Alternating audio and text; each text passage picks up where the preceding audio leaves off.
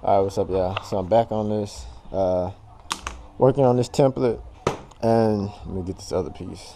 But so this is what we got so far. So the speakers amount to this piece. This template is gonna sit on top like so. But the problem is, I don't really want to flush trim these speakers in here so they'll sit lower. So I'm just gonna raise this piece up a little bit. So I'm gonna put some half-inch mounts in here, and basically once this piece sits in here, and I have more mounts all around, but it'll give a little bit more space. I guess you can see that, but a little bit more space for the speaker to kind of sit in here and not be touching this or the grill fabric that's on here. And also it'll give some room for me to put the LEDs around on the inside so they'll have the whole thing lit up. But the purpose of this, we got to make a frame around this piece to where this will sit in perfectly aligned with the bottom piece. It won't move up or down or left or right. It'll be the exact same shape as this. So what we got here is some, I think this is 1/8" hardboard. Here we go. Yeah, 1/8" hardboard, and basically just gonna cut one long strip. And for this piece, I need two, so it'll be long enough to wrap all the way around. But just gonna cut a strip, which will basically, the width of this strip will be equal to the height from the bottom of this piece up to the top of where this piece is supposed to be. So for this case, it's gonna be 1.5 inches. There's 2 half-inch pieces of wood plus the half-inch gap right here. And then just gonna wrap it around, and I'll staple it into this piece right here, the bottom piece. So it'll have like a little shelf kind of look. But you'll get it more once the video goes on. You kind of see how it works. But let me go ahead and get all this drawn up, cut out, and then I'll start stapling everything so you can see what I'm talking about.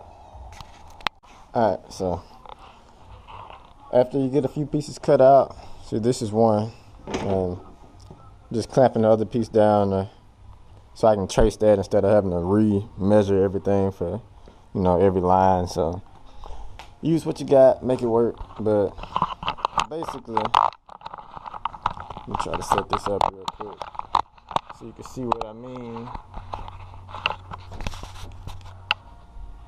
Alright, so basically what you got, this piece, it'll wrap around like so.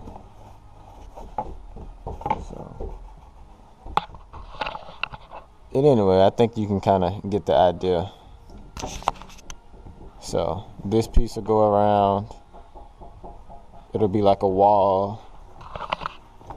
It'll staple into this back piece, and you'll get that fitment of this being right at the edge. And that'll be basically your housing for this piece. So it's kind of hard to show with one hand, so I'll go ahead and get this trimmed out. Staple one up, and then I'll show you what it looks like when it's all put together. Alright, so now that you got your 3 pieces of wood stacked up, or however many you plan on using, we're gonna get this piece and we're gonna staple it to the bottom piece, and as you can see, it's almost the exact same height, so a little bit more or less won't hurt. And once this gets some material wrapped on it, it'll balance out, or it'll be close enough to where you won't notice it. But I'm gonna wrap this piece all the way around like so, all the way around this, and staple it into the bottom piece. So that way, once we finish doing all that stapling, we can remove these top 2 pieces and their border will still be there. So it's time to go ahead and staple this up real quick. Alright, so I still got to finish it off, but this is pretty much what you get. You see this piece is stapled all the way around this bottom edge, and some of the parts when you're curving it, it might tear. So, try not to make super sharp curves, I guess, but you get the idea though. And some of these staples, I gotta pull these out, but for the most part, you got this stapled in, and this piece fits in here, and just wood to wood is like almost an exact fit. So with this piece being wrapped in vinyl, I'm gonna go back over this edge. I'm gonna trim this down just a little bit. I got a real thin bearing, it's a flush trim bit, but I got a smaller bearing on it, so it's like a rabbiting bit almost. So I'm just gonna trim this down just a little bit, maybe, I don't know, maybe I think it's a 1/16 of an inch, something like that. Right. I don't think it's a full eighth or nothing, but that'll make it a little bit smaller. That way it'll fit easily in and out. Cause right now, like, you know, it is a tight fit. So definitely gonna trim that a little bit to where this piece can go in and out easily, but still be close enough to fit without falling out. But I just gotta finish this little piece since the wood I had wasn't long enough to do one solid piece all the way around. So I do one more piece around here, line up the edges, and then that'll be that. And then I have to do the other side. Alright, what's up, y'all? So today's lesson. When you make a piece, you know, a 2-piece template or whatever, and then you want to have the piece that goes around it, be mindful that the top piece and the bottom piece are the exact same size, and this is supposedly a perfect fitment.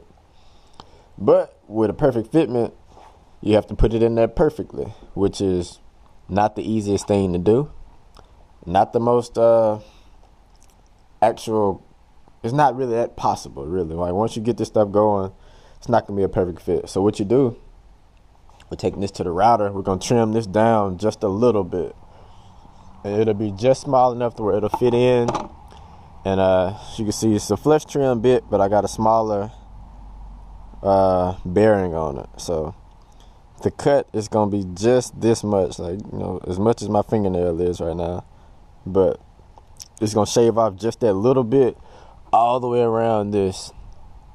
And then, you know, then it's just going to cut like a groove into it. Then I'll use this one that actually matches up to make it an even cut all the way around. But once I do that, I'll be able to walk back by and just drop it in place, and it'll fit. And then it'll still be a perfect fit. But, you know, once the fiberglass gets on this, the leather material wraps around it, it's going to need a little bit of space for it to fit in there like that. So this will give it that snug fit, and you'll actually be able to put it in without struggling. So let me go ahead and get this router set up real quick and trim this stuff down. Alright, so the first pass is done. You can kind of see, hopefully you can see, there's a smaller groove in there. So it didn't cut off a lot, but once you get ready to put it on, as before it wouldn't go anywhere, now pretty much drops in place almost better than before. But I still got to finish trimming it and even it out. But you can see on this side, this one wouldn't go in at all before, and now since the edges are sort of lined up, now it fits. And the only thing that's sticking above is this groove that I hadn't cut yet. So I'm gonna go back with the flush trim with the bearing that matches the width of the blade, and I'm gonna go ahead and trim that out. So then everything should fit, and then I can go ahead and wrap this fleece around here and get started.